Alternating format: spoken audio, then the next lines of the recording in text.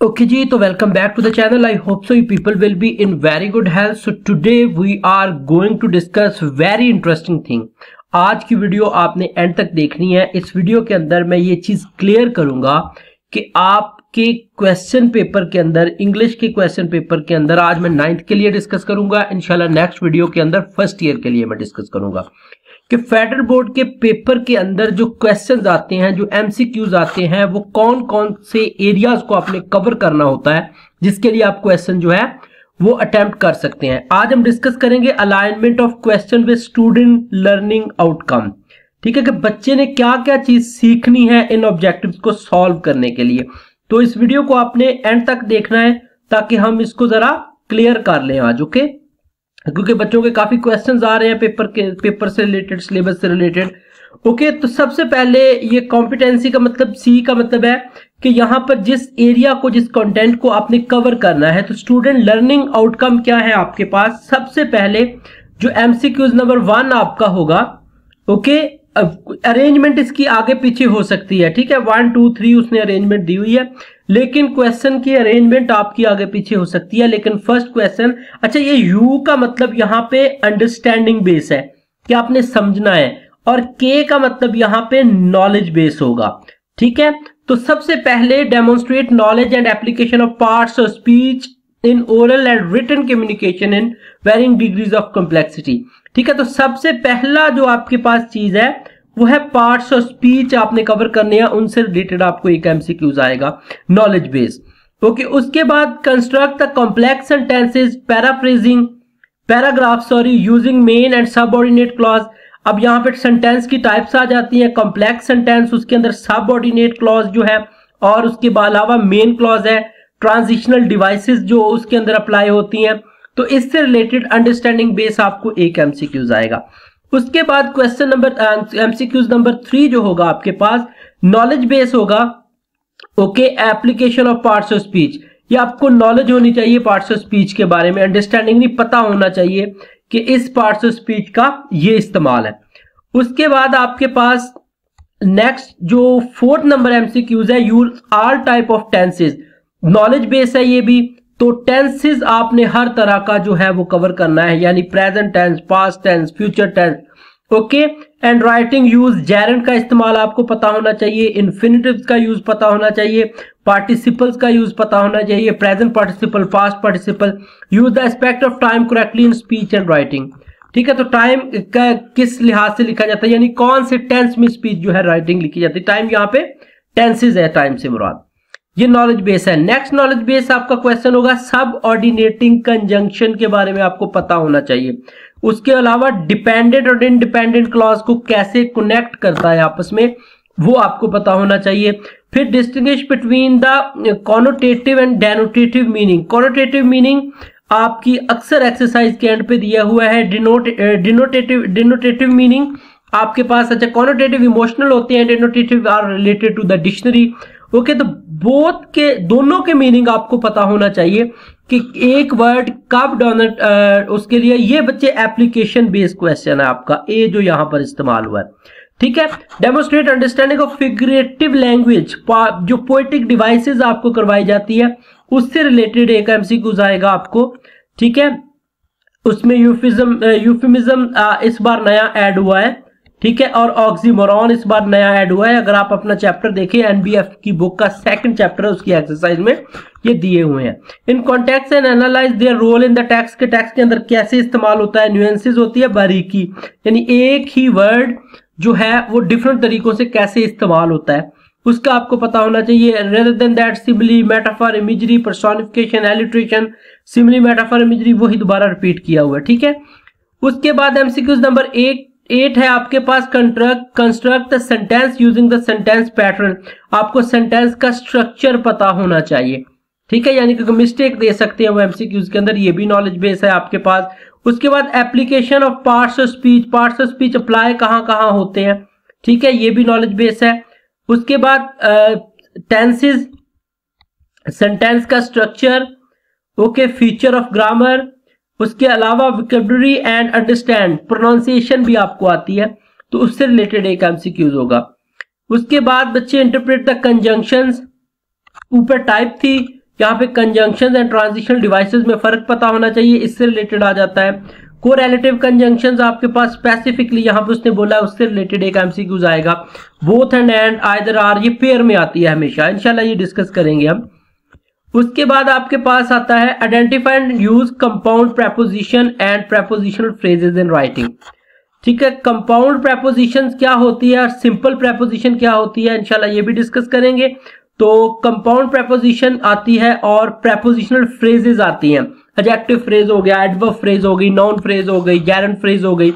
ठीक है, उसके बाद identify and use adjectival, adjectival लिखा हुआ है, एडजेक्टिव का use, prepositional and adverbial phrases, reading and writing task, इससे रिलेटेड एक एमसीक्यूज नॉलेज बेस्ड।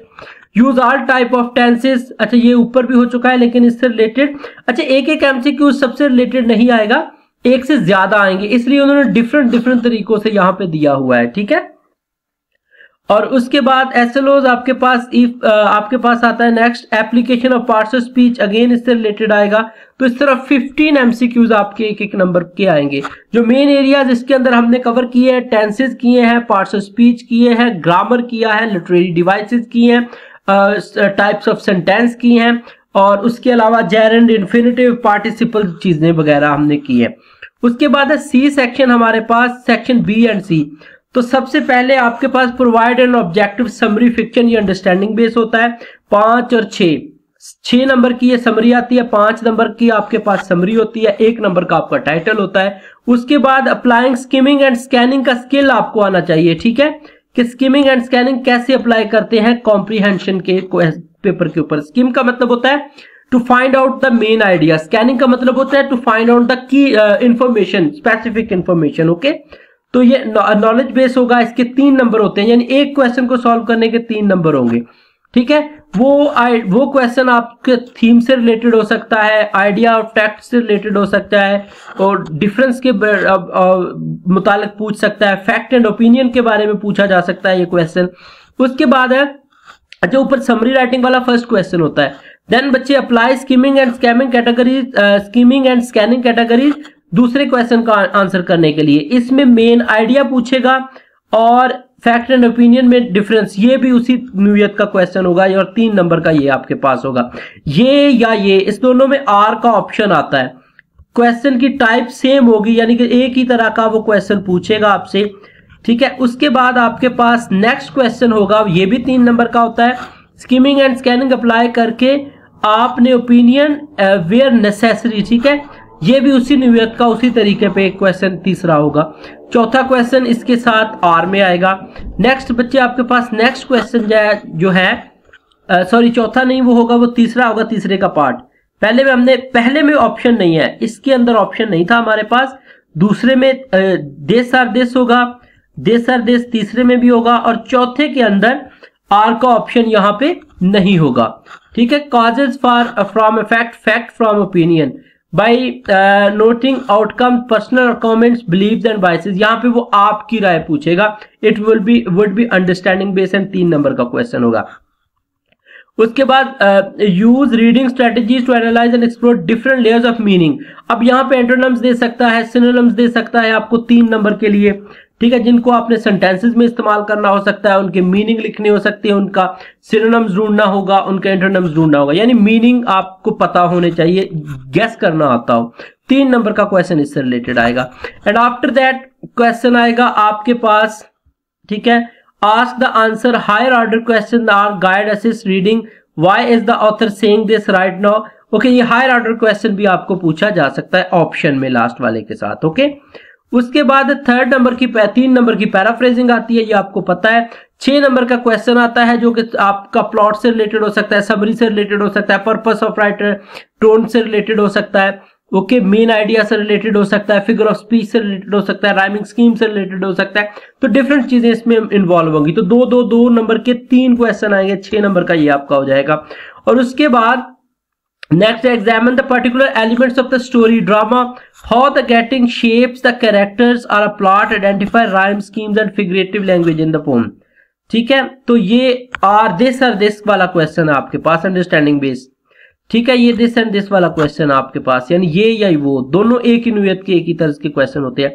नेक्स्ट बच्चे, examine and interpret the use of conjunctions and transitional devices in speech writing to create. अच्छा, इसकी जगह पर आपको ये क्वेश्चन आएगा 4 नंबर का, जिसमें ट्रांजिशनल डिवाइसेस या कंजंक्शंस आपने अप्लाई करनी होंगी, 4 कंजंक्शन ट्रांजिशनल डिवाइसेस लगानी होंगी। ठीक है, 4 नंबर का ये क्वेश्चन आएगा। उसके बाद कंजंक्शन के अंदर डिफरेंट आगे टाइप्स दी हुई हैं, वो इंशाल्लाह हम डिस्कस करेंगे एज अ टॉपिक। उसके बाद 6 नंबर का क्वेश्चन आएगा, use all types of tenses correctly in speech and writing. आगे टेंसेस के बाद डू एज डायरेक्टेड का क्वेश्चन आएगा। ठीक है, identify and use compound preposition and prepositional phrases, और इसके साथ आपको पास ऑप्शन में टेंसेस वाला सेपरेट आता है, डू एज डायरेक्टेड ये एज इट इज आएगा। ठीक है, और उसके बाद नेक्स्ट आपके पास ऑब्जर्वेशन, हाइफन, कन्वेंशन, प्रोडक्ट, कोई भी आ सकता है आपको पंक्चुएशन के लिए, जिसके अंदर आपने हाइफन लगानी होगी, जिसके अंदर आपने बोल्ड करके लिखना होगा। पंक्चुएशन का 3 नंबर का क्वेश्चन आता है। और लास्ट क्वेश्चन जो होता है आपका, ये लास्ट नहीं है, 5 नंबर क्वेश्चन है, 7वां क्वेश्चन आपका लास्ट होता है, फॉर्मल लेटर्स। अब यहां पे उन्होंने वाजे लिखा हुआ है कि आपने फॉर्मल लेटर लिखना है extended academic and professional environment, यानी कि फॉर्मल लेटर जिसमें डबल एड्रेस इस्तेमाल होता है। उसके बाद follow the steps to process the approach the plan, writing a paragraph. उसके बाद पैराग्राफ राइटिंग आती है, जिसमें sentence structure, subject verb agreement, noun pronoun, तो ये सारी चीजें वो देखेंगे पैराग्राफ राइटिंग के अंदर।